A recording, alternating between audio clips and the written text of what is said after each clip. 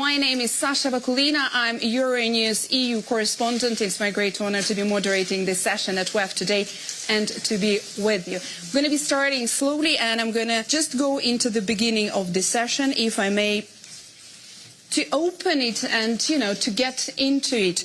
Azerbaijan and Armenia worked out a historic peace deal after decades of tragedies, changing the course and the future for the two countries, but also for the whole region, just as we now witness the fast-changing global order.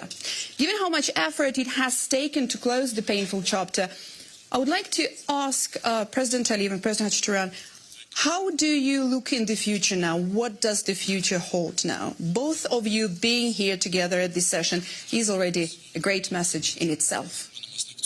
Yes, you're absolutely right. It was a historical achievement last August when two countries initialed peace agreement, thus putting end to 3 decades plus of war and bloodshed.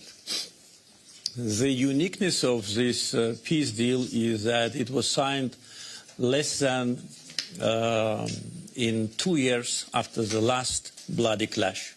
So it demonstrates that if you have a strong political will from both sides and commitment to peace, then you can reconcile in a relatively short period of time.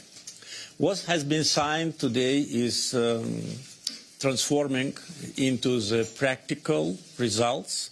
Not only we live in peace for 5-6 months only, and we enjoy this situation, neither Armenia nor Azerbaijan as independent countries ever lived in peace. When we became independent in 1991, we were already at military standoff. But today the benefits of peace are reflected into beginning of cooperation. First cargo from Azerbaijan of critical products, oil products, are being transported to Armenia, and in itself it brings the prices down. So it was absolutely unimaginable maybe 2 or 3 years before, but today it is a reality. And I think nothing can interfere into this process.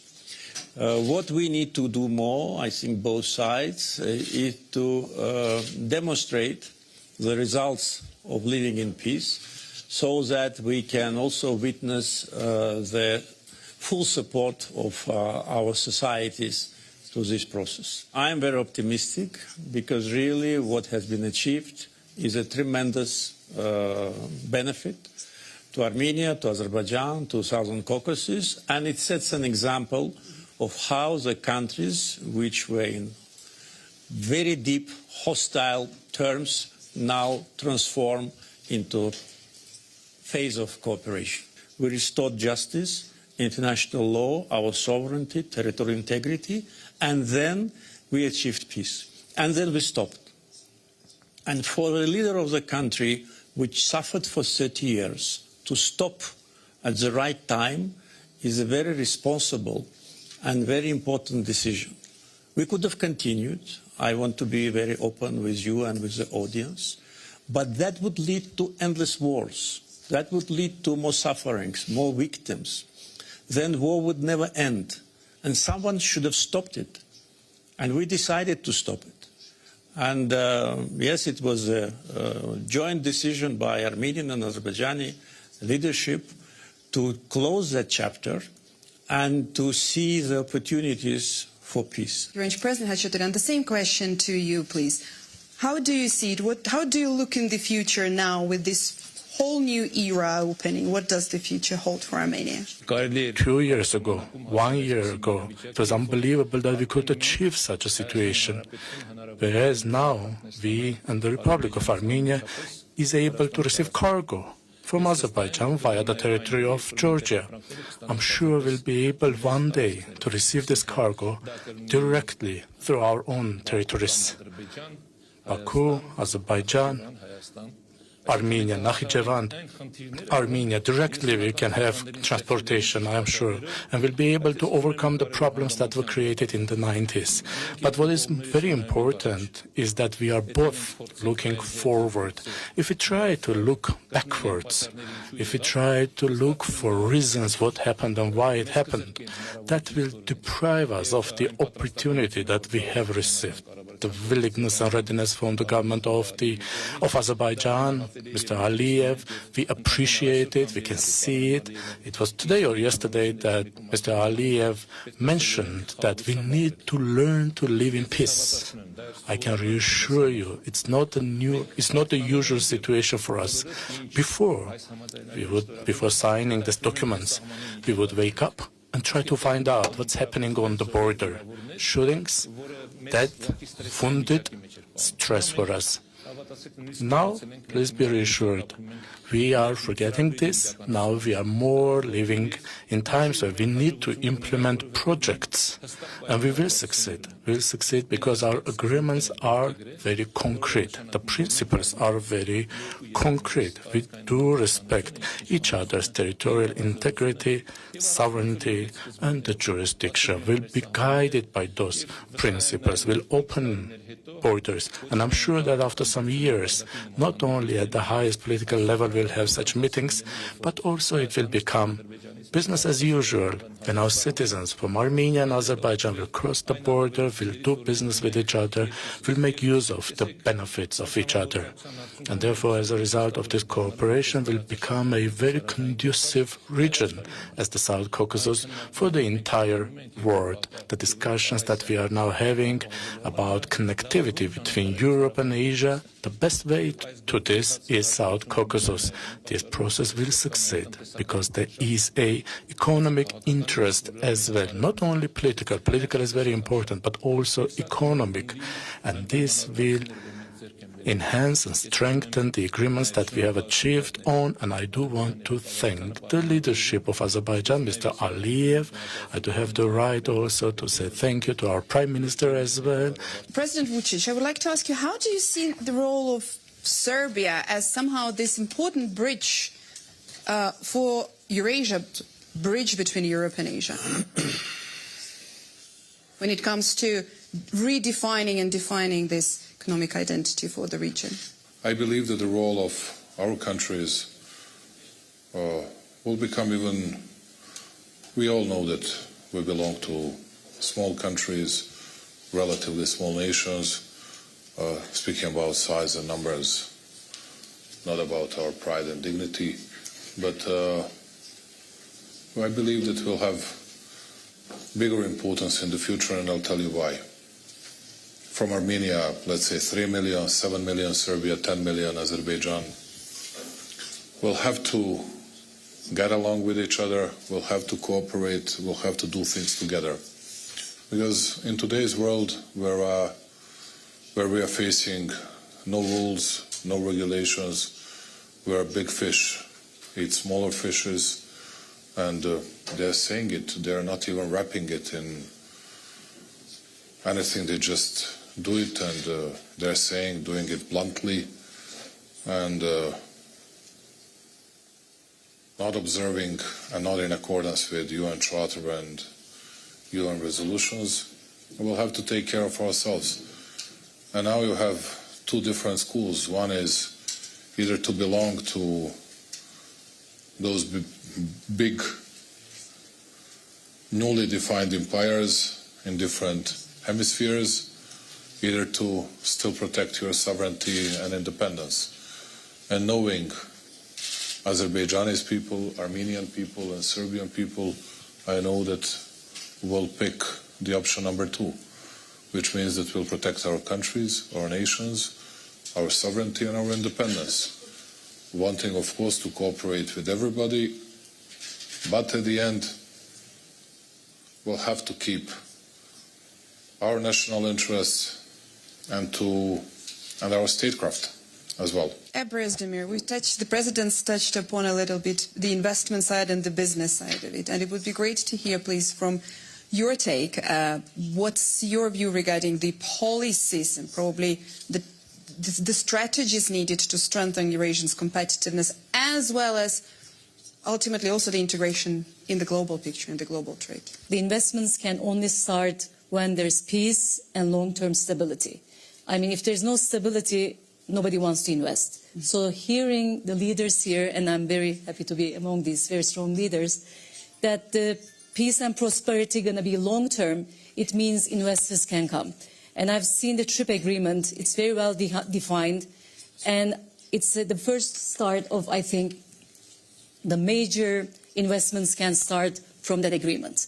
Because currently there is Kars-Tbilisi project already, Baku project. And I think with the middle corridor, then we can add more to this. So what I'm saying is the infrastructure is not only the roads, it's not only the railroads, it's the digital infrastructure, it's the energy infrastructure as well. And also it brings out many more infrastructures. I mean, the dry ports, the logistical hubs, and the people. I mean, people start to come and live around it. If I may intervene regarding some good words said by Madame Özdemir, if I pronounce that well. Perfect. We are speaking about peace, stability, tranquility. There has never been less peace, stability and tranquility in the world. Last year was the worst year after the Second World War, with number of wars that were launched by different countries or within the countries. And this year is going to be worse than last year. And next year is going to be worse than this year. And everybody is speaking about peace, accusing someone else for not observing something, not paying respect to someone, but at the end, everybody is taking care of its own national interests. Nobody cares about multilateralism, and this is the biggest mistake that all of us made in the past, and now no one can correct it. There are people that might say, even in our countries, in Yerevan, Baku, Belgrade, they might say, okay, it's somewhere away from us, but there is a spillover effect, and we are all going to face the consequences. And that's why I was speaking about creating better bonds between us in order to make these shocks relatively smaller to our economies and to our politics as well. And I'm not optimistic at all. We have just entered the world of volatility and uncertainty, and not sure that we'll be able to overcome it in the years to come. President Khachaturian, what's your take on this when it comes to this new approach? I'm one of the politicians who has always spoken about peace. In my political activities, I've always tried to be useful for peace, because I understand one thing clearly. If you have neighbors, only live in peace with your neighbors, including in your daily life. There's no other way. Other way means arguing, fighting, disputes, loss of time. I am therefore optimistic that we will indeed succeed. We will indeed also have joint economic and cultural projects. We will indeed have, and we already have the precedents when the members of the civil society of our two countries meet. Business circles next will meet. In Yerevan, people can already buy Azerbaijani fuel for their cars. Years ago, if you would speak about this, there would have been hostile reaction to this. But this is the new reality we live in. And therefore, as for the problems of the world, there is a lot of volatility in the world. After COVID, a lot of things have changed. And the political map of the world is changing a lot. And the management methods are changing a lot. And therefore, especially in this situation, the small countries face challenges. But I do not want to underestimate them. Being small may also be an advantage. It allows us to act and take decisions independently ourselves and implement them independently ourselves. You may be surprised and asked, what about the big countries? Big countries have big problems. We have our countries, our interests, our action to be taken for our interests. The global geopolitical sort of picture, and the landscape looks completely different. There is not strengthening, there's rather cracking and shaking. And I would like to get that as a closing remarks for all of you speakers, please. How do you see, with this challenging and shaking and rather fragile global landscape, how do you see then the place of Eurasia in that picture? President Aliyev. After peace de facto is established, we started also economic cooperation, export operations. Azerbaijan lifted all the restrictions on transportation of cargoes to Armenia from Kazakhstan, from Russia, and now we got a request from Armenian side to provide transit from Armenia to Russia. So we de facto unilaterally opened the corridors. Yes, the transportation goes through Georgia, but one day it will go through Armenia. One day Armenia will go directly through Azerbaijan, and that day is not too far away. We established a very close alliance relationship with Turkey, which is a brotherly country, and we have a huge investments in Turkey. Our investments in Turkey are more than $20 billion US. We are one of the biggest investors in Georgia.